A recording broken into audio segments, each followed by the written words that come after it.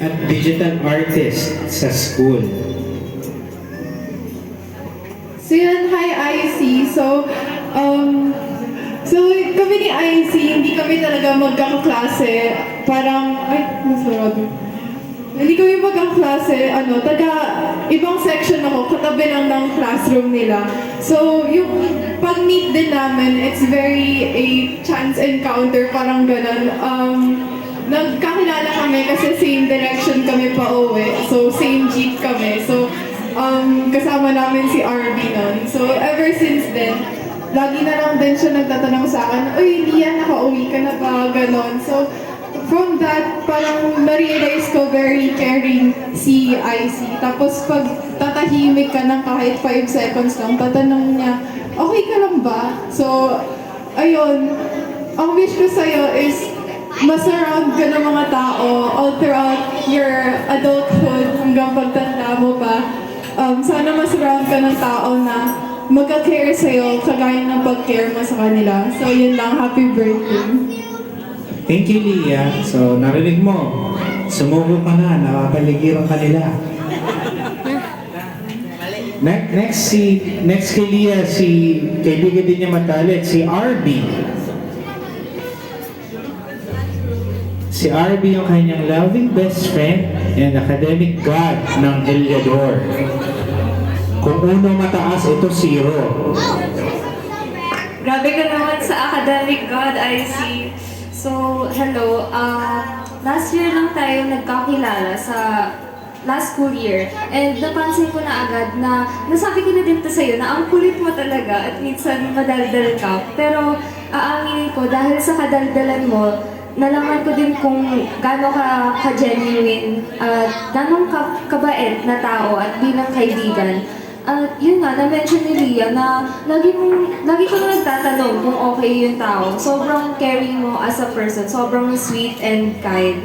And ang wish ko lang para sa'yo ay continue growing like the person you are right now. Like you are going in a good direction. And kasama na din yung mga kaibigan mo, kasama ako sa pag-grow sa'yo. Ayun lang po. Happy birthday ulit. And even though hindi ako vocal, just know that I love you, IC. Ayun. Thank you, RB. Next kay RB, ang kanyang isa pang best friend, si Margaret. Yan. Ang definition niya kay Margaret, loyal and nice best friend in accounting at isa ring God ng Heliodor. Hindi po yung totoo.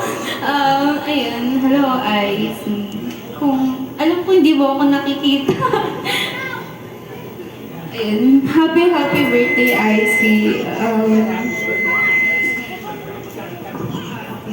Ayun, hindi talaga ako naghanda ng message kasi gusto ko kung ano lang yung pumasok sa isip ko ngayon. Ayun. So, ayun nga po, nakilala ko si IC nung grade 11. Nag-chat siya sa akin na, actually, ang word po nun, kasi sabi niya, "Uy, kung na-open kita, sabihin mo lang sa akin." Eh, hindi ko naman po siya kinakausap niya. So, ayun, doon po nag-start yung pagkakaibigan namin. And ayun nga po, kung sinabi po ni RB na minsan lang siya madaldal, araw-araw po talaga siya madaldal. At napapagod po ako. Kasi po, kahapon, yun. Ayun po, sa time po ng science, ang ingay niya po sobra. Kahapon po ang hyper niya talaga. Hindi ko po alam kung bakit. Pero ayun, ilang beses ko na po siya sinasaway, pero ayun, maingay pa rin. Ay! So, ayun, pwede ko naman hindi ako iiyak ngayon kasi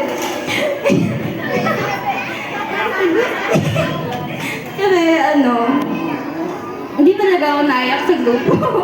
So, I see, kung naririnig mo man, I love you. Ayun. Kasi, madalas niya po ako sabihan na I love you and lagi kong sinasabi ko ngayon na thank you. Ayun.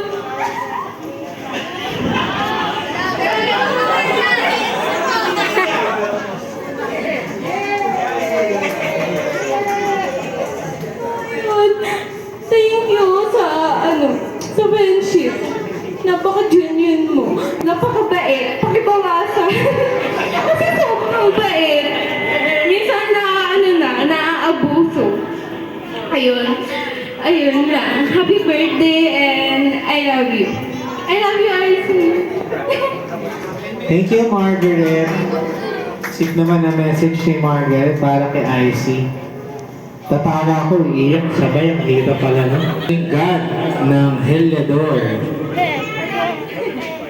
Hi, babe!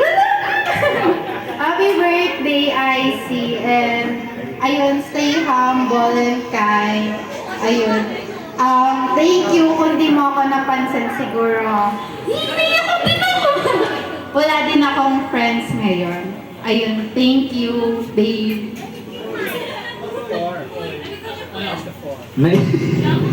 Okay. Susunod naman kay si Kathleen. Isa sa pinakamagaling magsayaw sa section nila.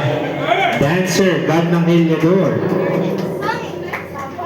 Hi, Icy. Happy birthday. Thank you sa ako sinasabi, naiyak na. Thank you kasi kung hindi niyo ako kinausap nung Google Meet nung magkakagroup tayo sa Genmar, wala akong kaibigan ngayon. Ano po ako masasabi? Kasi napakabait po talaga ni Icy. Napaka-genuine niyo po talaga. Sobrang ingay po. Ngayon po, kahit napalayo ako sa grupo ni nila RB, andiyan ka pa rin, tinatanong ako kung okay lang ako, niyayakap ako pag papasok na, magsisimula na yung klase. Thank you. Yun lang, stay healthy and stay who you are. Napasok ako dun. Kathleen. Okay, susunod si Yana. Here you go. Ito, best friend din ni Icy to. Oh